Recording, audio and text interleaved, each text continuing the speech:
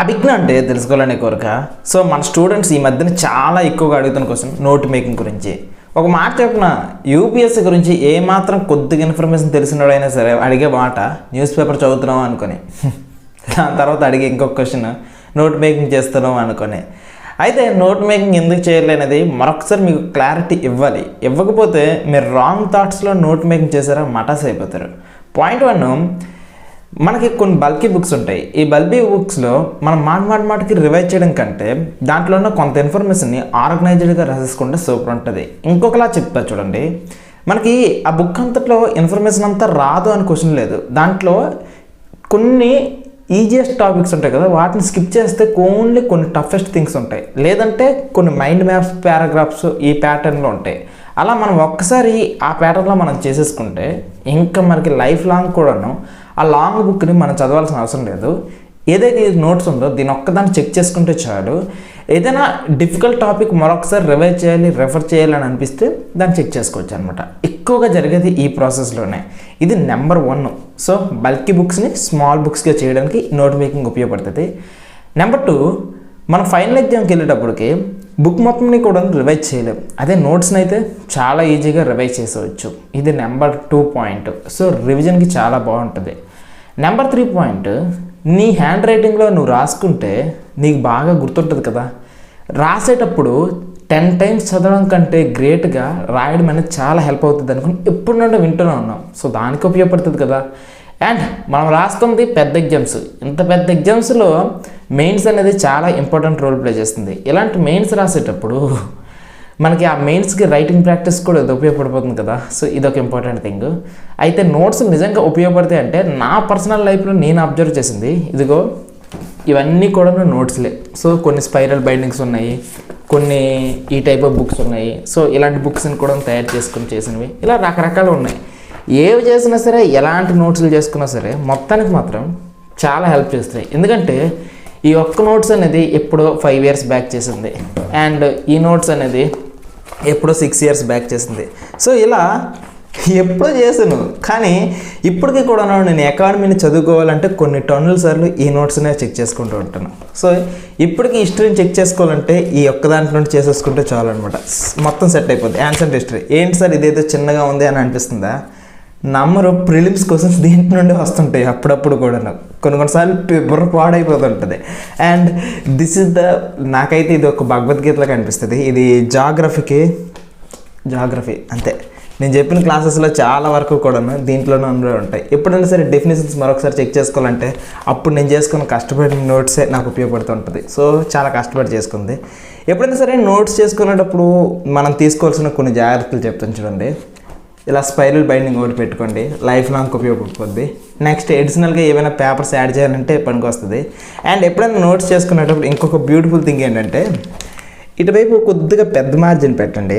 నేనైతే చిన్నది పెట్టాను, ఏదో ప్రశ్నార్థానం అనుకోండి, కానీ కొద్దిగా పెద్ద మార్జిన్ పెట్టుకుంటే ఏదైనా న్యూస్లో ఎక్స్ట్రా థింగ్స్, కరెంట్ అఫైర్స్ కొత్తవి ఏమైనా వచ్చాయి అనుకోని డైరెక్ట్గా యాడ్ చేసుకోవచ్చు. జాగ్రఫీకి కూడా కొత్తవి ఏమైనా యాడ్ అవుతాయి అనుకోని అంటే ఎస్ యాడ్ అవుతాయి.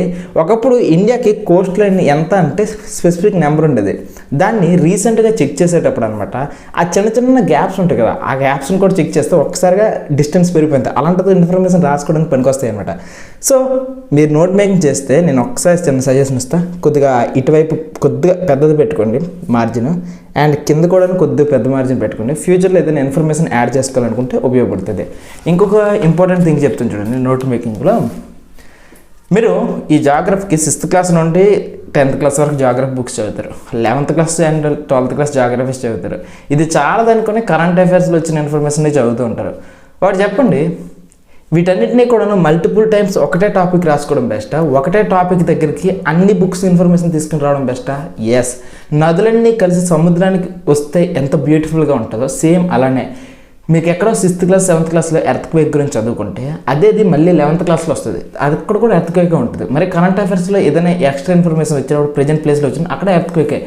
ఈ మొత్తాన్ని మూడింటిని బాగా చదివి ఒక బెస్ట్ ఆన్సర్లో రాసేసుకోవాలి. ఇది డెఫినిషన్. ఈ ప్యాటర్న్లో రాసుకుంటాను. These are the some facts, these are the beautiful points, ఇలాంటి కన్క్లూజన్ ఇలా రాసేసుకుంటే సూపర్గా ఉంటుంది. సో నోట్ మేకింగ్లో నేను ఇప్పుడు చెప్పిన చాలా చిన్న సీక్రెట్స్. ఫ్యూచర్లో అయితే నేను నా క్లాసెస్ తీసుకుంటాను కదా, క్లాస్లో అయితే ఇంకా డీటెయిల్గా వెళ్ళిపోతాను. అండ్ నా క్లాసెస్ నేను ఇస్తాను కదా, ఇలా ఇచ్చేటప్పుడు ఇంకా డీటెయిల్గా వెళ్ళిపోతాను.